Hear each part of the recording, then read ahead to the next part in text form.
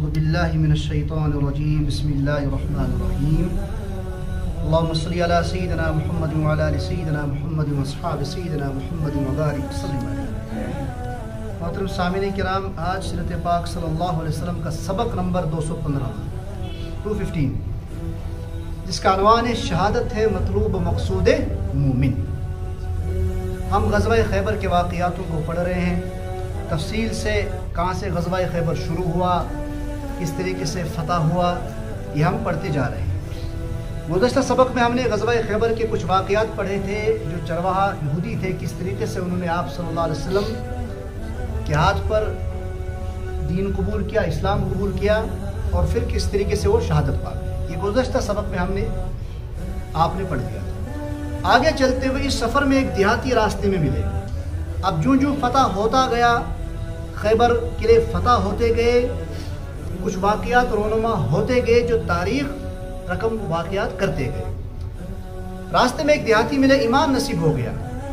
رحمت عالم صلی اللہ علیہ وسلم نے اسلامی تعلیم اور تربیت کے لیے ان کو ایک پرانے صحابی کے حوالے کر دیا کہ آپ ان کی تعلیم و تربیت کا ذمہ اٹھا لیں، تعلیم و تربیت ان کو کر دیجیے۔ خیبر کی فتح پر غنیمت کا مال، جو خیبر سے فتح ہونے کے بعد جو مال غنیمت حاصل ہو گیا صحابہ کرام اور مسلمانوں کو، ان کا بھی حصہ نکالا گیا۔ کن کا حصہ؟ جو شخص نے اسلام قبول کر لیا تھا دیہاتی نے، ان کا بھی حصہ نکالا گیا، ان کو خبر نہیں تھی۔ وہ ساتھیوں کے ساتھ اونٹ چرانے گئے ہوئے تھے، واپس آئے، ان کو غنیمت کا حصہ دے دیا گیا۔ کن کو؟ دیہاتی کو۔ ابھی یہ مسلمان ہو گئے تھے۔ وہ یہ حصہ لے کر رحمت عالم صلی اللہ علیہ وسلم کی خدمت میں حاضر ہوئے، اور کہ یہ مال کیسا ہے؟ فرمایا کہ یہ مال کیسا ہے؟ تو آپ صلی اللہ علیہ وسلم نے فرمایا یہ آپ کا حصہ ہے۔ وہ کہنے لگے میں اس کے لیے تو آپ کے ساتھ نہیں ہوا تھا کہ مال و زر کی لالچ تو مجھے نہیں تھی، مال و دولت کی لالچ مجھے نہیں تھی، میں اس وجہ سے میں آپ کے ساتھ نہیں ہوا تھا۔ پھر وہ اپنے سینے کی طرف اشارہ کر فرما کے کہنے لگا، اپنے سینے کی طرف اشارہ کر کے فرمانے لگا تو اس وجہ سے میں آیا تھا، مجھے یہاں ایک تیر لگے۔ کیا پاس آیا اس اے موجود اپنے سینے کی طرف اشارہ کر کے یہاں مجھے آپ کی محبت میں تیر لگے، اس وجہ سے میں آیا تھا، میں جنت میں چلا جاؤں۔ آپ صلی اللہ علیہ وسلم نے فرمایا اگر آپ ارادے میں سچے ہیں تو اللہ تبارک و تعالی بھی اسی طرح کر دے گا۔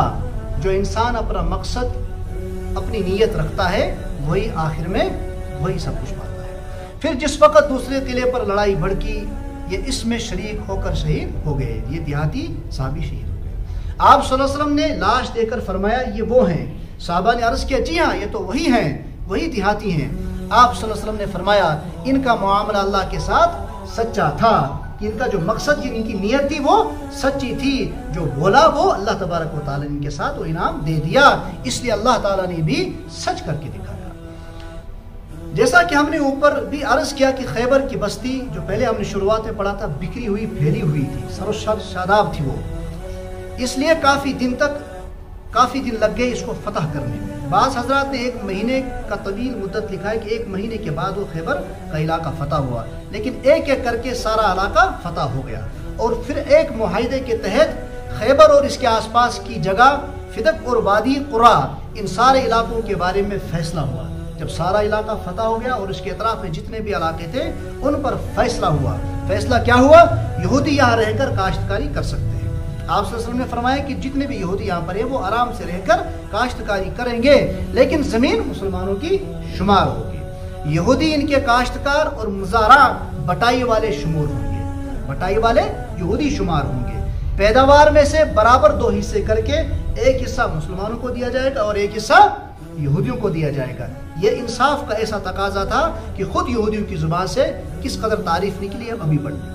حضرت عبداللہ ابن رواحہ رضی اللہ تعالیٰ عنہ آپ صلی اللہ علیہ وسلم کے حکم سے متعین کیے گئے، مقرر فرمائے گئے بانٹنے کے لیے۔ وہ فصل تیار ہونے پر ایسے انصاف سے تقسیم کرتے، یہودی حیران ہو کر کہتے زمین آسمان ایسے ہی انصاف کرنے والوں پر قائم ہے۔ کیا فرموتی ہوں کہ اگر یہ چھوئیں گے نا پکن چیئے زمین آسمان گردش میں ہے تو یہ کن کی وجہ سے؟ یہ جو آپ انصاف کر رہے ہیں۔ ایک موقع پر یہودیوں نے چاپلوسی کی باتیں کی، ایتے اس نے من مستی کے انتم لوگ تھی جو چاپلوس ہوتے ہیں، فتنہ شر باقی رہتا ہے کسی نہ کسی کے ذہن میں، تاکہ یہ ہمیں پورا کا پورا حصہ دے دیں۔ اس پر حضرت عبداللہ بن رواحہ رضی اللہ عنہ نے فرمایا او یہودیوں، مجھے کائنات میں تم سے زیادہ نفرت کسی سے نہیں ہے۔ کیوں؟ کیونکہ تم جان بوجھ کر دین کے دشمن ہو، تم جان بوجھ کر رسول اللہ صلی اللہ علیہ وسلم کے دشمن ہو، اور رحمت عالم صلی اللہ علیہ وسلم سے زیادہ مجھے کسی سے محبت نہیں ہے، لیکن تمہاری نفرت اور ان کی محبت مجھے اس بات پر مجبور نہیں کر سکتی کہ میں ایک کھجور بھی تمہارے حصے سے ان کے حصے میں ڈال دوں، جو حکم ہوا ہے اسی کے مطابق میں فیصلہ کروں گا۔ اس پر ایک بوڑھے یہودی نے کہا تبھی تو زمین اور آسمان قائم ہے چھنا کاتمان نے گزر کا سن وشید کہ تمیشن قیامتی مان وجہ کیا ہے؟ اسی طریقے سے یہودی نے کیا بولا؟ تب جا کر ہی تو زمین اور آسمان قائم ہے، جب جا کر انصاف ہو رہا ہے۔ بس ایک علاقہ اسی کے اطراف میں تیمہ ایسا تھا کہ انہوں نے مسلمانوں سے جنگ نہیں کی، کوئی لڑائی جھگڑا انہوں نے نہیں کیا، بلکہ خود ہی وہ آپ صلی اللہ علیہ وسلم کے پاس آئے اور صلح کی پیشکش کی، جس کی وجہ سے ان کی جان اور مال سب محفوظ رہے۔ صرف اسلامی ملک کی رعایا کی وجہ سے جزیہ دینا طے ہوا، اس کے ساتھ صلح اور امن کی ایک تحریر بھی انہیں تیار کر کے دے دی گئی ان علاقے والوں کی۔ آیات آج کا سبق انشاءاللہ کل ہم پڑھیں گے زہر دینے کا قصہ۔ وصلی اللہ تعالیٰ علیہ خلق محمد وعلی آلہ وسلم۔